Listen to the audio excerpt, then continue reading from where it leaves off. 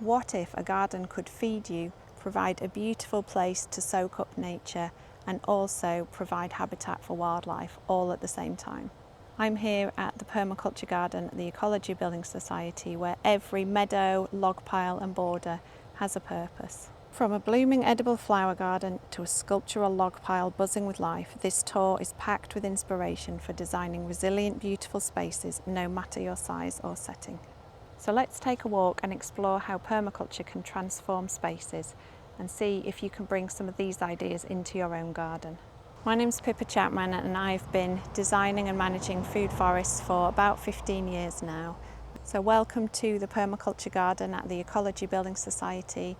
I've been developing this garden with my husband Andrew for about 7 or 8 years now, and it's a really fantastic garden to manage and to work in because the Building Society really also lives and breathes our ethics of an ecology first approach to gardening. And the way that we manage the garden is all about using the resources that we have on site. It's about reducing the inputs of the garden and keeping everything that we can in this closed loop system.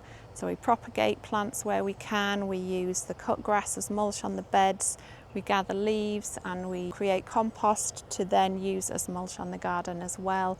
And we even have our own willow and hazel coppice here so that we can grow our own materials to use for all sorts of structures and uses in the garden for building plant supports or bed edges. And the building also captures water. It has its own inbuilt water capturing system, which means that where necessary we have rainwater to water the gardens with. But in all honesty, we've designed these gardens to be really resilient and put the plants in that are suited to the conditions that we've got. So we've very rarely watered anything here apart from the annual vegetables in the raised bed. This zone here is the habitat zone. So this area, I think originally was designed to have heather in, but that obviously didn't survive because there's very little soil. Again, this was at the time a building site. We're on an industrial estate here, and so there's very little soil here at all. It gets very dry. And the silver birch that you can see in the background, particularly in the weather that we've been having recently where we had 2 months with no rain in spring, the trees suck all the moisture out of the ground. So we've worked really hard on putting plants in here that will cope with those conditions, because we don't add extra water here unless something's really on its last legs. And actually nothing in this bed was watered even when we had no rain for 2 months. So things are doing really well in here. But we've added in different habitats. Some of the staff here helped to build a sculptural log pile. Then, inspired by some of John Little's work at Hilltop, I started to add in different types of wood as well. So we've got wood laying on the floor in patterns so that there's more wood in contact with the ground. So there's more wood for creatures that like to eat wood and decompose it. And I'm working on in some standing dead wood as well. So standing dead wood, like dead trees, are really important habitat. But obviously in our public spaces and our gardens, we don't want such a dangerous trees that might fall over and hurt somebody. But we can plant in branches that will act as standing dead wood in and around our gardens as well. So that is the next element that I'll be adding to this habitat.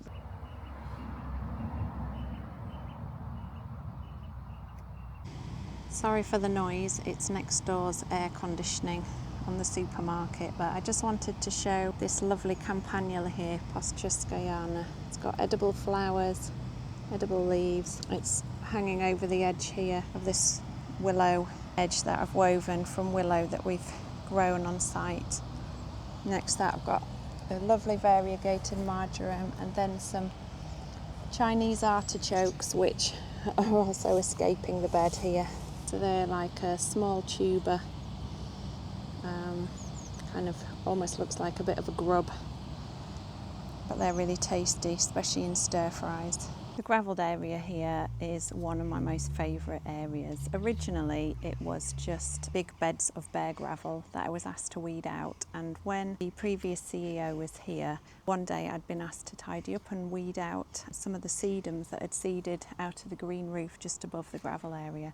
And as I was weeding them out, the CEO Paul came rushing out and said, no, don't pull those up, you know, they're really great for the bees. So we had this little bit of a chat and said probably the best thing that we can do, bearing in mind the conditions that we've got here. We didn't want to import loads of topsoil in and sort of bring in loads of inputs.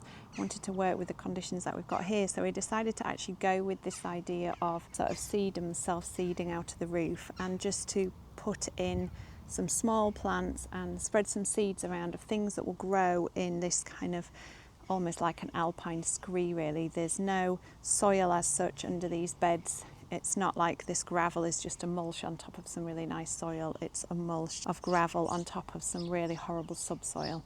So we've worked really hard over the last sort of 5 or 6 years of putting in some ground cover plants that will spread out, and they provide habitat. It always seems to be buzzing and alive with bees and hoverflies.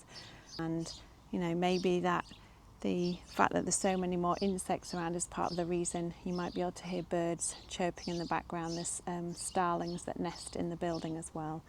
So it's just really nice to see this area sort of buzzing with life as opposed to the sterile gravel that was here before. Some of my favourite plants are the verbascums. I just think they're such beautiful statuesque plants, and they stand really well even with no support at all in this garden. And also things like the creeping thyme and the really weird stems and shapes of some of the house leeks, the sempervirens. So I hope this is not picking up too much of the next door's air conditioning unit. It's 30 odd degrees here in the UK today, and yeah, it's pretty boiling. I think it's working overtime. This food forest bed is one which only went in last winter, winter before last. And I'm amazed by how much things have really filled out. It's absolutely alive with all sorts of insects. There's bees, hoverflies, wasps, aphids and ladybirds. It's just really amazing how much life there is in this border here. Previously it used to have some shrubs in, and there was a ground cover of Nepalese raspberry. It had just completely overtaken everything. It had killed off all of the rest of the understory here. So we were almost sort of starting again with a new food forest, adding in many more plants for pollinators. And some of the plants we've got in here, things like Sichuan pepper, we've got Japanese plum, we've got some herbs like lemon balm and bergamot and fennel.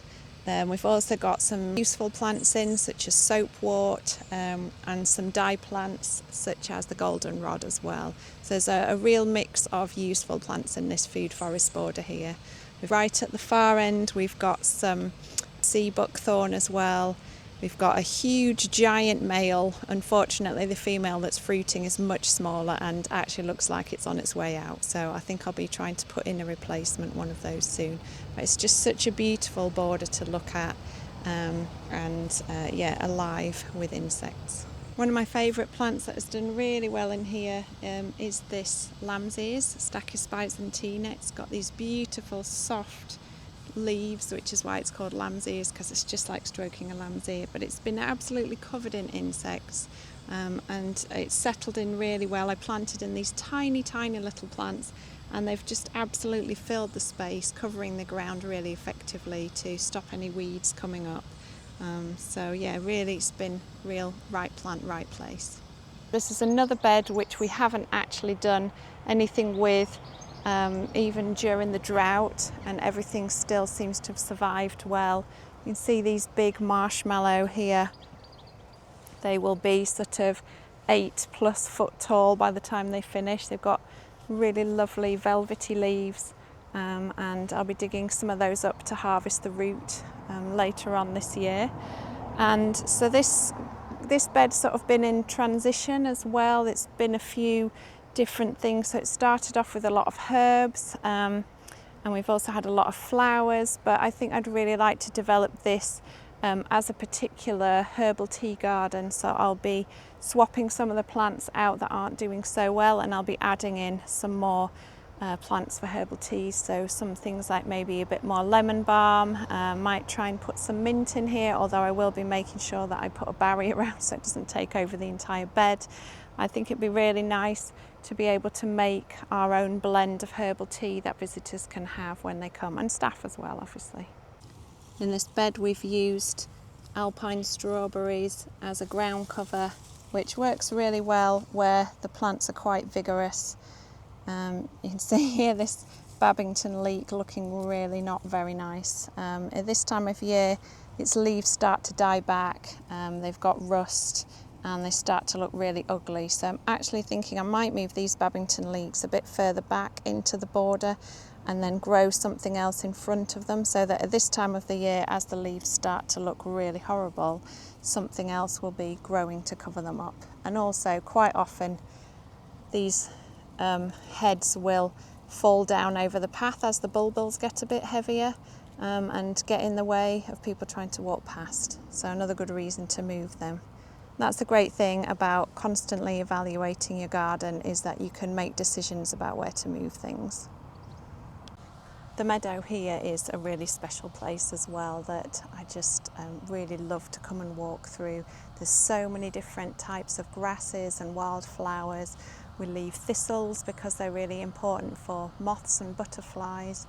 We've got docks, nettles, betony, and there's even some plants that escaped from an old herb spiral. So we've got soapwort and tansy and apple mint in here too. So it's just a real mixture of just whatever wants to grow really. The only thing that we do to intervene in this area is every year we cut it and remove the grass, just to make sure that things don't get swamped out.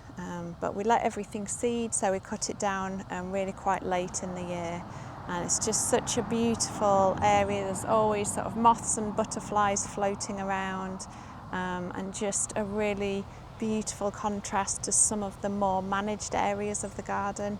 So it just feels more kind of relaxed and carefree in this area, and just so fantastic for biodiversity.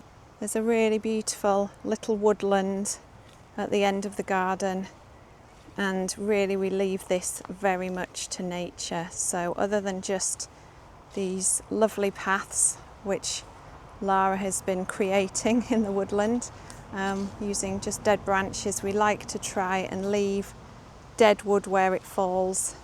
So here's an elder that had died, and that's just sitting there rotting away, creating loads of habitat.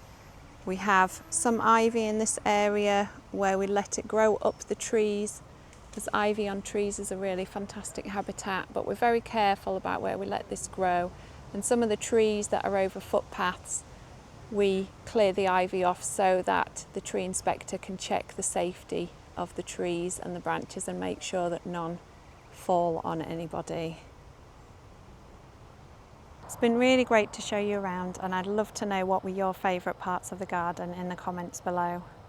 And if you're thinking about designing your own food forest, why not take a look at my food forest design workbook? I'll leave a link in the description below.